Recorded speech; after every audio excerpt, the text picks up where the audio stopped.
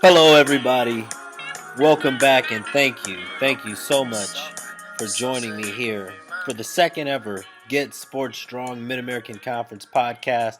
Got 1 week of college football under the belts, and we are getting ready for week 2. Briefly, let's go ahead and recap what happened in week 1 for everyone that listened to my show. Well, we're going to talk about what went wrong and what went right.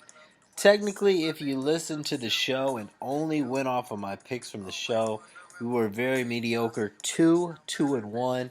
But I'm going to go ahead and own it, and I'm going to give myself for the season a 2-3 record. I know, not very good for week 1. But let's first start off with the good stuff. First of all, with the good stuff, Toledo came in as a 3.5-point underdog on the road at Arkansas State. Thought about taking Toledo money line, but we went ahead and played it safe with Toledo as a 3.5-point underdog, and they won by 21 points. The Toledo Rockets winning by 21 points. They beat Arkansas State for the third season in a row. Toledo pretty much owns Arkansas State. So that was a good start at 1-0. Now, our second win, we did a 2-team plus 7 teaser, with Western Michigan and Northwestern being the first part of that 2-team teaser. Now, Western Michigan beat Northwestern 22-21, so that pick would have actually won straight up without a teaser. But the second part of the teaser, Iowa only beat Miami 45-21. They beat Miami by 24. Iowa was a 27.5-point favorite, but we teased it to 20.5. So we won the Toledo-Arkansas State game, and we also won a 2-team teaser with Western Michigan and Iowa beating Miami, Ohio. So that's two that we had. Now, what did not go good? Bad picks, honestly, did not expect a lot out of Texas State this year. Did not expect a lot out of Texas State. I expected too much out of Ohio. And maybe taking Ohio as a 20-point favorite was not a good idea. Obviously, it wasn't. Texas State pulls off the upset, 56-54 in triple overtime. We were not close on that one. Another loss that we had, Ball State proved us wrong. They avenged a loss to Georgia State from last year. Ball State was a 3.5, a 3-point underdog. We had Georgia State -3, and Ball State went on the road and they beat Georgia State 31-21. Ball State quarterback Riley Neal had a very mediocre game. He only threw for 130 yards along with 2 picks and no touchdowns. Not very good, but Ball State ran the ball for 325 yards and 4 rushing touchdowns. They averaged 6.3 yards a carry, so that Ball State running game was very good, and that was our second loss. Now, that leaves me with the technical tie that I'm going to take as a loss in a controversial game between Penn State and Kent State. I really liked the under 46 points. And if you listen to the show, I said under 46 points, okay? Now, when a lot of the spreads later in the week started dropping, and it was at 45, and I told a lot of my followers and my subscribers, I sent out, go ahead and take the 45, the under 45, which we were sitting at, we were looking at a 26-13 game here with 2 minutes left. 26-13, it's only 39 points. And Penn State actually has the ball at the Kent State 30-yard line, and they have 2 minutes left, and they're up 13 with the ball, so I'm thinking this is looking pretty good, as long as Kent State can prevent a big run, we should cover. And then James Franklin, I'm not going to do any name calling, but it may not sound it now, but I was so upset at James Franklin. 26-13, Penn State's up on Kent State with 2 minutes left, and then this happens. down the middle, wide open. It's right there for the touchdown. Mike Gesicki. He had one score last year. He gets a score here in the opener. They've got very high hopes for what he can do this season, and that's going to cap off a Penn State win. Just the seam. Mike Franklin on first down in a 26-13 game with the lead, 2 minutes to go. You're playing a Mid-American Conference team. Mike Franklin decides to throw the ball on first down, 30-yard touchdown pass, wide open. Kent State wasn't expecting it. They thought he was going to throw the ball, but then he gets to the press conference and says, well, some things could have been a little bit cleaner, but we did score over 30 points. Whatever, man. So that was complete BS. But if you had the under 46, you tied it. If you had the under 45, which I'm gonna own, you lost it on that all BS call by James Franklin there. So whatever. So that was a 2-3 for the week. So we're gonna go ahead and own that. But I apologize. I realized I just called him Mike Franklin a couple times. Obviously, it's James Franklin. The receiver's name was Mike. But whatever. I'm done with him right now. So let's go ahead and give out our team of the week in the Mid-American Conference. I think that this one is a pretty obvious one. This goes out to the Western Michigan Broncos. Congratulations to head coach P.J. Fleck and the Western Michigan Broncos. They went down to Northwestern, and they fought hard. They went in there it fluctuated anywhere between 6.5 to as low as 3.5 before the game started, and Western Michigan went to Northwestern, and they were ready to play. An 11-play drive has brought him to this point, 4th and goal. It's Bogan. Hit. Second effort. Touchdown. Jamari Bogan. And Western Michigan has surged back in front. That was Jamari Bogan with a 1-yard touchdown run that put Western Michigan up 22-21 with 5 minutes and 38 seconds left in the fourth quarter. And they would hold on to win. Zach Terrell, 218 yards and a touchdown. Very nice game. And Western Michigan was 4 for 4 on first downs.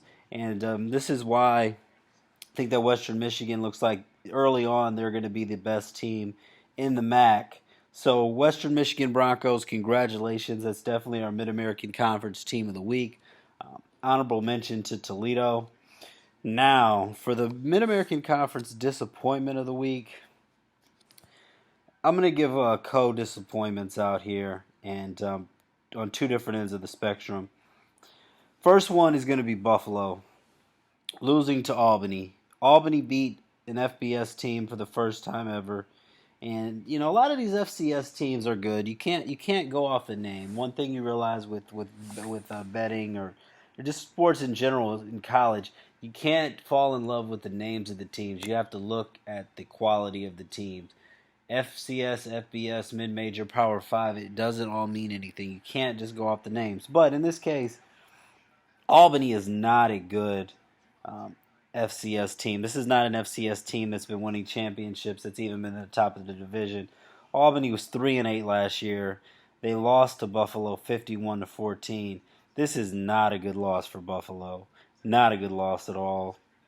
And our co-disappointment of the week, actually going to be the Bowling Green Falcons. And you could say, well, they played Ohio State. What did you expect? I expected a hell of a lot better than this. 77-10. Okay, Ohio State has been blowing teams out probably for 100 years, and apparently Ohio State has never beaten anyone quite this bad because they set a school record. Think about it. The Ohio State Buckeyes, arguably the best program in college football, definitely top 5, you can't even argue. 776 total offensive yards against Bowling Green. Topped their record from 1931 against Mount Union where they had 718. They never put up this many points against anybody. 77-10. Bowling Green, I know it was Ohio State, but I expected a hell of a lot better than this. Hopefully Mike Jinks gets it together, but this is bad. James Kanapke, I think that they're going to need to make a change at quarterback and go with the Morgan, the younger quarterback, down the line. But it's still early. We'll see what the Bowling Green does this week against North Dakota. But Bowling Green and Buffalo are my co-Mid-American Conference disappointments for the week. Now, just to go ahead and recap what everyone did in the Mid-American Conference during Week 1, Central Michigan on Thursday beat Presbyterian 49-3. Eastern Michigan looked very good, but they played Mississippi Valley State. Still, any win is a good win for Eastern Michigan. They won 61-14. We talked about Ball State upset Georgia State on the road 31-21. Buffalo loses to Albany 22-16. Toledo beat Arkansas 31-10.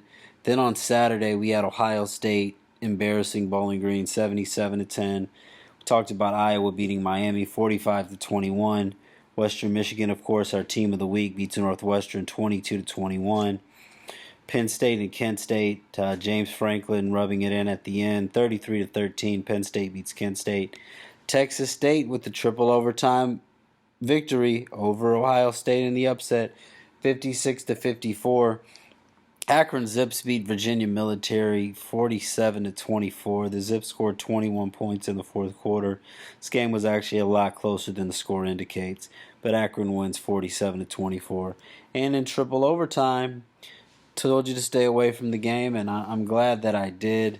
Northern Illinois goes on the road and loses to Wyoming 40-34 in triple overtime. I believe that game ended at about 4:30 in the morning Eastern Standard Time because they had some weather delay. So here's what the schedule looks like for Week 2 on Saturday. You have Central Michigan traveling to Oklahoma State. Right now it looks like Oklahoma State is a 20.5-point favorite.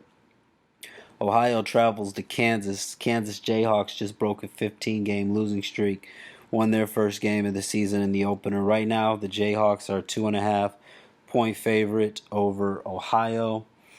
Bowling Green hosts North Dakota.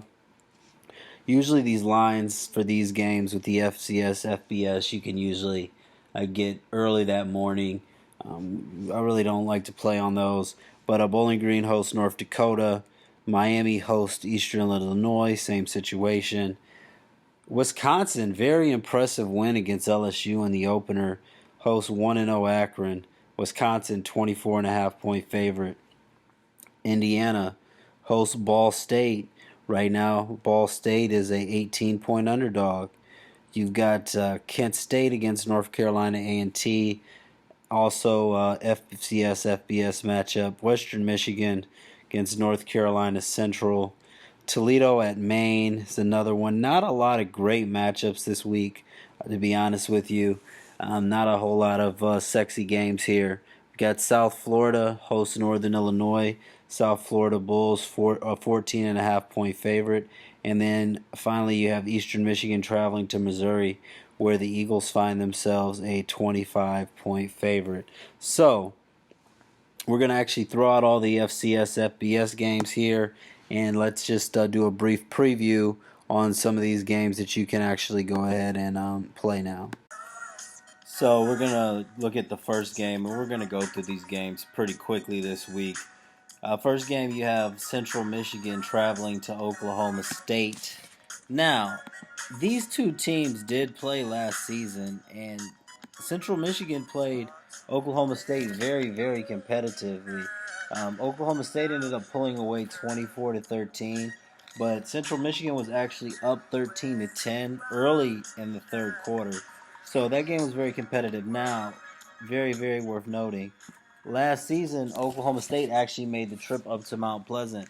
So Central Michigan hosted that game, and it's very tough to go up and play in a smaller stadium against a mid-major school on the road, because the thing is, you have to realize if you're Oklahoma State and you're traveling to Central Michigan everybody who doesn't usually go to a Central Michigan game is coming to that game to see Oklahoma State, and they're going to be excited about it. So Oklahoma State got that 11-point win. Now, Central Michigan has 8 starters back on defense, which was very good defense. I had top 2 defense in the MAC of the last 2 years in a row. And they have 8 starters back on defense, 5 back on offense, along with quarterback Cooper Rush, who's a very, very good quarterback. Now, Oklahoma State has 10 starters back on offense, 7 back on defense. And they just won a complete laugher in their first game of the season against Southeast Louisiana. Central Michigan beat up Presbyterian.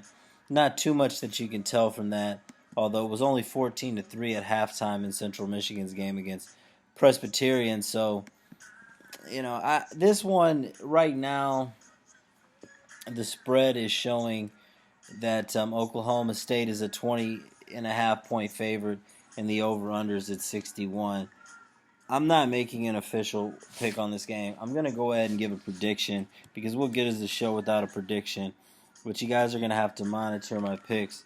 So check me out at Captain /BetSportsStrong.com. You can see all my picks. You can also check out Get Sports Strong on SportsWatchMonitor.com. Follow Get Sports Strong on Twitter and Facebook, along with GetSportsStrong.com. See if I make a pick on this game. Because for right now, it's just not one of my... I'm going to have to see how this week develops. But right now, actually, no disrespect to Central Michigan, but I think the fact that Oklahoma's at home now, Oklahoma State's at home now, the fact that Central Michigan played Oklahoma State so competitively last year, I think Oklahoma State is going to pretty much prepare for this game like they're playing a Big 12 team. They're not going to be sleeping on the Chippewas. I think that Oklahoma State wins this game 38-16. That's a 22-point margin. And that's also going to be a total of 54. So as of right now, I think I like the under on this game. And I also like Oklahoma State to cover. Our next game in the MAC is Ohio University traveling to Kansas. And I'll be honest with you, this game, I don't like this game at all as far as playing it. I don't know what to expect in this game. I mean, to be honest with you, Kansas had lost 15 games in a row. They were 0-12 last year. They beat Rhode Island 55-6 in the opener. Everybody goes crazy. No way in hell I'm betting on the Kansas Jayhawks. I'm just not. I'm not betting on the Kansas Jayhawks unless it's college basketball. I'm not sitting there cheering for Kansas to win with my money. Don't put your money on the Kansas Jayhawks, okay? Now, on the other side, the Ohio Bobcats were up to as much as a 21-point favorite. It dropped to about 17 right before the game. But they lost to Texas State 56-54 at home. So I don't feel real good about Ohio in this game either. So do not play this game. You can play this if you want to, but do not play this game. I guess last week I would have thought that Ohio was going to win, but I didn't like their performance against Texas State. I don't really know what to make out of Kansas's performance against Rhode Island. It could be the only game that they win all season. I mean, last year they lost to South Dakota State, so I understand why they're excited. They didn't win any games last year, but I'm gonna give a prediction. I'm gonna say 35-31 Jayhawks. Right now, Kansas is a 2.5-point favorite. And the over-under is 59. Is actually, you can find it some places at 59. So I'm going to say over and Kansas. But I'm not betting on this game, and I don't recommend that you do either. I'll get an official pick out to you guys. Go ahead and follow me. But this Indiana Ball State game is probably my favorite one so far. I'm finding this as much as Indiana 18.5-point favorite. And in this one, I do like Ball State against the spread. Honestly, I thought that the spread before it came out would be more around 13. These two teams are renewing their in-state rivalry, and I guess you could call it that. They played 7 times all time. Last time they played was 2012, but Believe it or not, Ball State has won the last 3 games in this series, even though they have not met since 2012.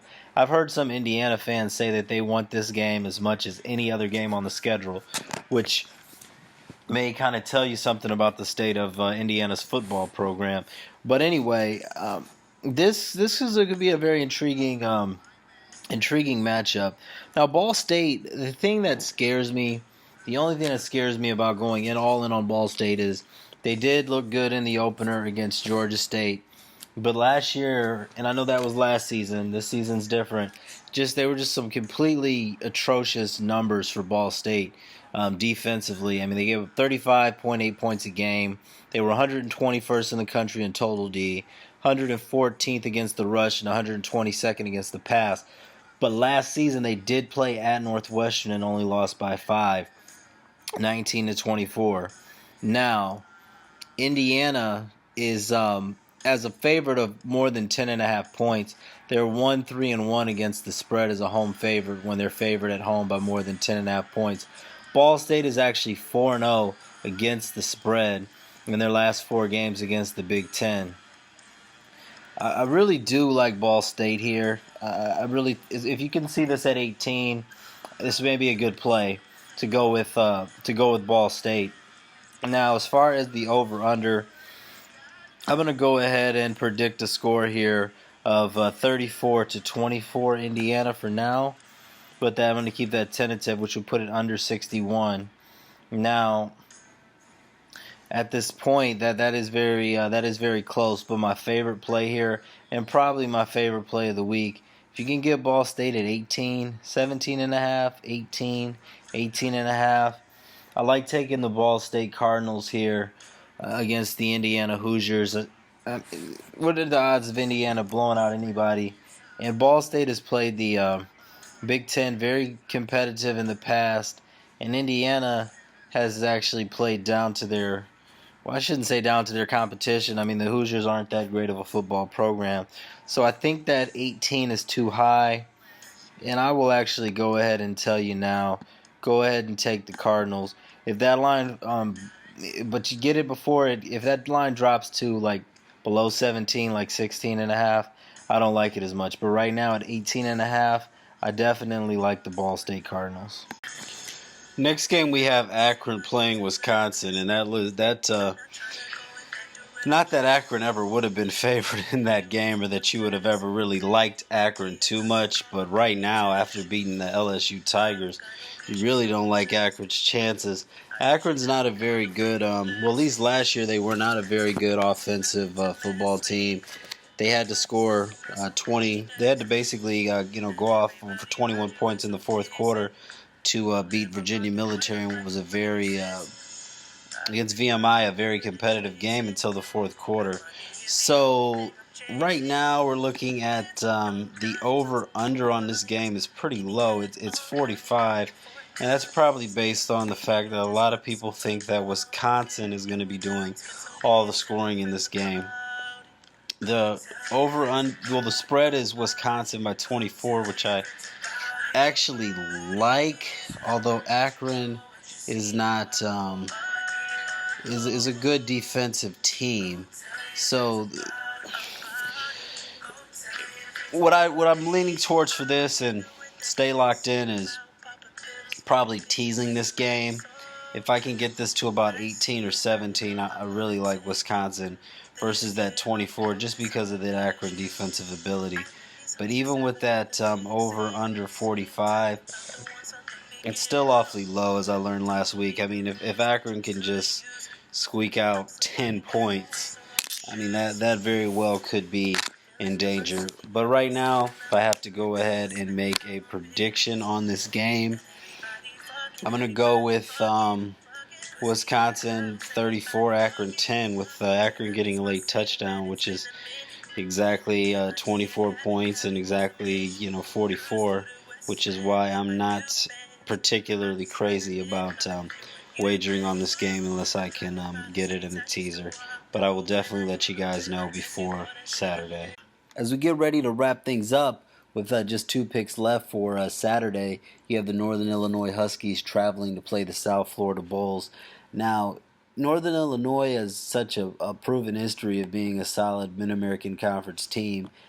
You kind of hope and wonder if the Huskies will get this together or if this is just a downward spiral that's just going to continue as the Huskies have lost now 4 in a row against the spread. They're a 14-point underdog right now to South Florida, and South Florida running back who's a two-time over 1,000-yard rusher, Marlon Mack, is in a concussion protocol, so he may not play. So you kind of wonder, maybe this is one that Northern Illinois that 14-point spread could be high. But, South Florida, they beat Townsend in their first game. Doesn't tell you a whole lot there. But South Florida is a good football team going down and playing in Florida. And just that Northern Illinois front seven, it still scares me. They were 10-point favorite to Wyoming. They lost by 6 in overtime. I feel like for a lot of these teams in the MAC, we're going to learn a lot in week 2. I'm staying away from this. I'm observing the Northern Illinois Huskies and seeing what they do. If I had to make a prediction, I would probably say South Florida 38, Northern Illinois 21 with South Florida covering, but I'm not going to make an official play on that game yet. More than likely, I'm going to just completely stay away from that game. Now, let's go ahead to the last game of the day, of the weekend, where you have the Eastern Michigan Eagles, the 1-0 Eastern Michigan Eagles playing 0-1 Missouri. Eastern Michigan actually caught part of their game against Mississippi Valley State, and they looked really, really good. But what did I just say? They played Mississippi Valley State. Missouri did not look so good in their first game of the season, but you have to keep in mind, it's just so early to tell. Like I said earlier, with some of these other teams, like with Kansas, I'm not betting on Eastern Michigan. I just cannot bet on Eastern Michigan this early in the season. I don't know if they're going to be overconfident after blowing out Mississippi Valley 61-14 and think maybe they're better than they are. I know they're playing the Missouri Tigers, but Missouri is coming off of a very, very tough opening season loss. Missouri did not look good in their opener against West Virginia, but that's at West Virginia. They're going to be out for revenge, but exactly how good is Missouri here as well? I don't have a lot of confidence in Missouri. Definitely don't have a lot of confidence in Eastern Michigan. But at this 25-point spread, I almost want to say I like Eastern Michigan. But how ridiculous does that sound? I've got to take another week before I'm ready to put any money down on Eastern Michigan. But I'm going to go ahead and make a prediction here of Missouri. We're going to say Missouri 27, Eastern Michigan 17. So that, I know that sounds like, oh, if you think it's going to be that close, go ahead and bet on it. We'll see. We'll see. It is Eastern Michigan. So anyway, thank you so much for joining us. That wraps up week 2 of the Mid-American Conference podcast. Like I said, I had so many picks in the air for this. We're looking to play out some teasers. Go ahead and follow me on Facebook. Like us on Facebook, Get Sports Strong, and Get Sports Strong on Twitter. Also, captain.com at BetSportsStrong, and also at GetSportsStrong.com. So, thank you so much for tuning in once again to the second ever episode of the Mid-American Conference podcast. Week 2, I feel like this is going to be Judgment Week. We're going to learn a lot about a lot of these teams in Week 2. And when we come back for Week 3, we're going to hopefully have some better games. I mean, there's a lot of funny teams playing this week. But still, as always, we're going to break down the conference the best way possible. Week 2, use this as an evaluation week. Learn a lot. Go ahead and follow me. Get Sports Strong. Facebook, Twitter, Captain, and on GetSportsStrong.com. I'll be honest, some of these picks, some of these games this week to me are a little bit boring. I'm not going to lie, but we'll get to it. And you guys enjoy some college football. Have a great weekend.